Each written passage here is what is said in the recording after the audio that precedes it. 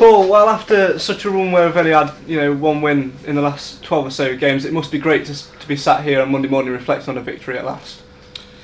Yeah, I think I think the words that that I said after the game sort of are still there now. I don't think it was our best performance by a mile. Say probably a draw on hindsight would have been probably a fair result. I thought Forest Green did very well, but I think the conditions, the pitch and the wind ruined the game. But saying that, we've over the last 5 or 6 games, I don't think we've got out of games what we should have had, with our performances and with so swings and roundabouts. I'm just happy to take the 3 points Saturday. Even though it was an ugly spectacle, it's points on the board now that mean everything, not our performances.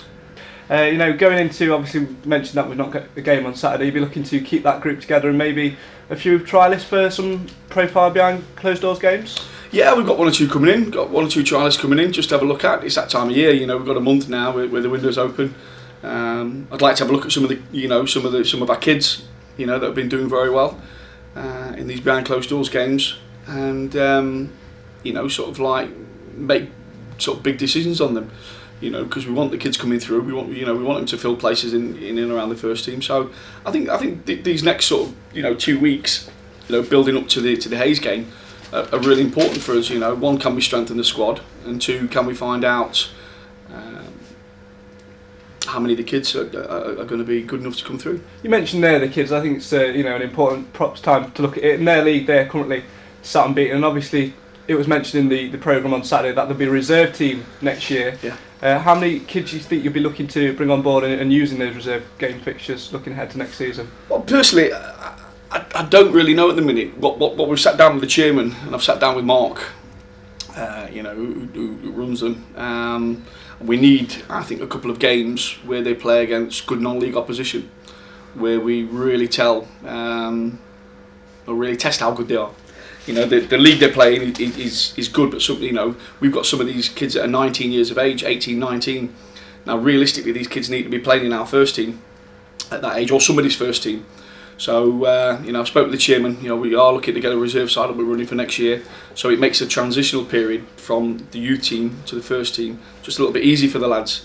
What I don't want to do is I don't want to, go and watch a youth team game and see 1 or 2 of the kids performing well, put them in the first team, and the kids find that the gap's too big.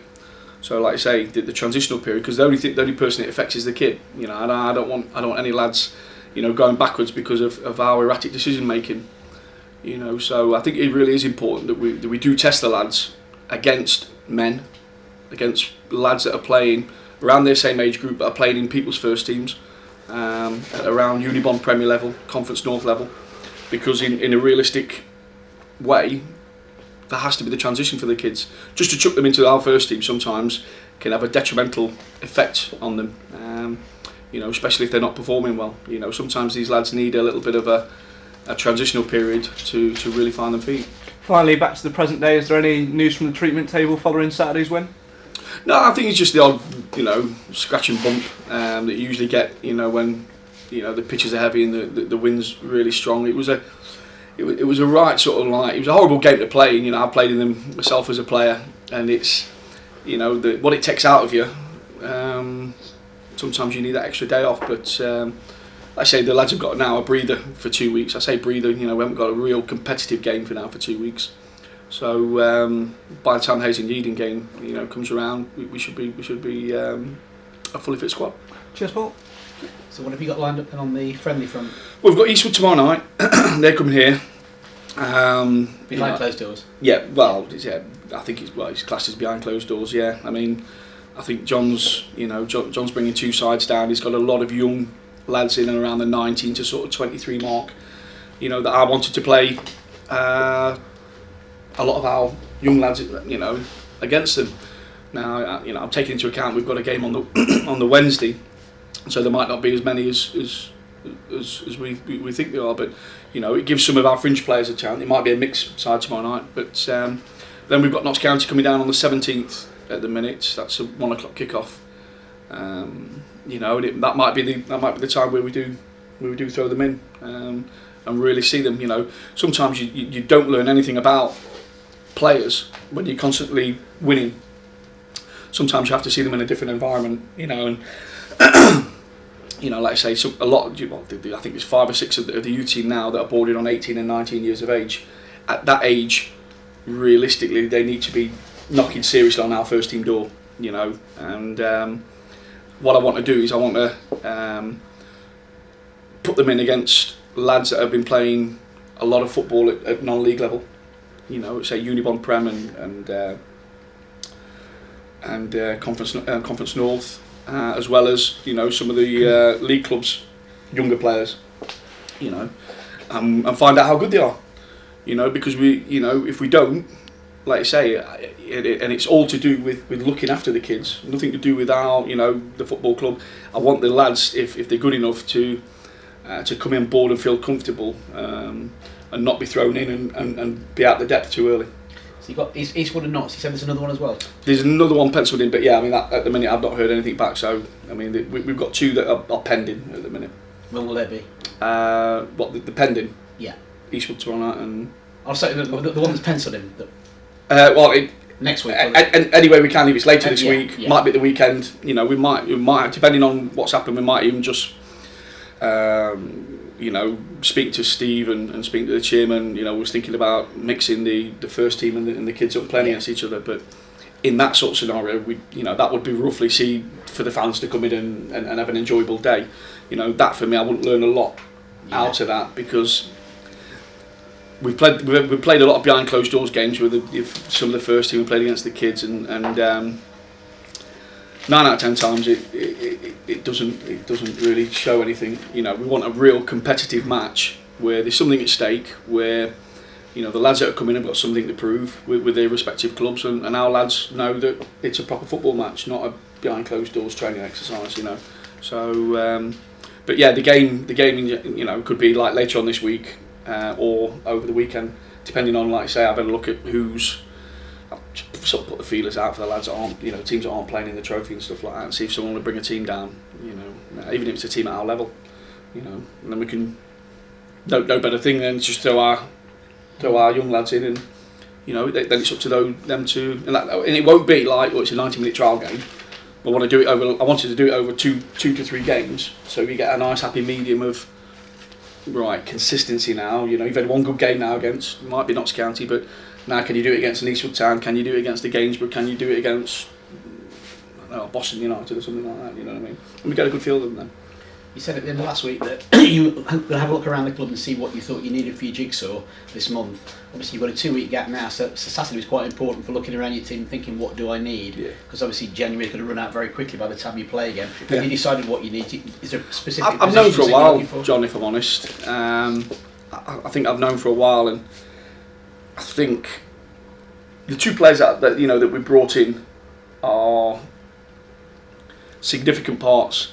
And I think we're still missing probably, if we're going to be realistic contenders, then we need at least 2 or 3 other parts to it. You know, they're the sort of the 2 or 3 parts I've been looking at for a while now. They're hard to come by, you know, in terms of the quality and the type of player that I want. Then, you know, looking at that, if that was finalised, the squad I think would be looking. Cause I don't think we're bad at the minute. I really don't. You know, I'm not trying to say that the squad's not good enough at the minute. But what it needs is that little bit of X factor. I would have thought in certain areas. You know. Awful singing. Pardon? Awful singing. Simon Cowell's starting to say. No, I think we just need a few more ingredients. You know, even to be fair, John, if we were sat like 4th now or 3rd, I still think, you know, my goal is, you know, I think as a manager you have to be hungry to win championships, and I think, you know, you can't rest on your laurels. You have to keep strengthening. You have to keep your eye on the ball and make sure that, you know, that one, we're not stood still, and that we're forever, you know, putting 1 foot forward. So I think, you know, you look at our position at the minute, you know, we're still on track to realistic to what we want to do this season. But I think you've got to be hungry to be in that top 2 or 3 in any league in the world. No matter who you are, what you are, you've got to be. So it's just about getting on the road, checking players out, making phone calls, and it's until you get the ones that are available. And I say we've highlighted at least 2 and missed out on probably the third a couple of times, but what specific areas are you looking at strengthening? all three areas, Yeah. but with a different type of player than what we've got. Yeah. Like I say, I'm not for 1 minute. I thought the lads have performed. When you look back at some of our performances of late, I think we warranted getting 3 points, but we haven't got the 3 points in a ruthless manner. When I said about being ruthless and players being ruthless, I've got to be ruthless, and you've got to say we're not where we are for certain reasons, and it's my job to do that. I don't want to, do I want to be 9th at the minute? No, I don't want to be 9th at the minute. I'd like to be in Fleetwood's position. I'd like to be in Wrexham's position or Luton's, with a chance of us winning another championship. To do that, you look at the draws column and then go back to it, and it's really, some managers will sit here and they'll have a multitude of reasons going through their head why they're not successful. We all do it. But if you look at our draw column, we've only lost 5 games all season in the league. If you look at our draw column and the way that we've not had the 3 points, it doesn't take a rocket science to work out what's needed, and what needs adding. What's needed sounds a little bit detrimental to the lads, and it's not. It's just that sometimes as a unit and as a group of players, you're doing all the right things, but sometimes you just need those 2 ingredients. Yeah. What's the situation now regarding Verma and Kelly? I think you said you were. Well, I just said I speak to Cooper today. I spoke to him spoke to him prior to the Forest Green game. But I've got to speak to him today anyway. I mean, there was comments in the press over the weekend, weren't there, that he's considering his position. So that's totally up in the air. Whether that's down to me talking to Mark Cooper now, or I don't know, but we'll do things right. We'll speak to I'll speak to Coops and see what and see what the scenario is. But like I say, especially Verms, I thought Verms is doing quite well for us, and but once again, it's a bit strange because we're talking about 2 players that aren't our players, and it sometimes feels as though they were our players. Yeah.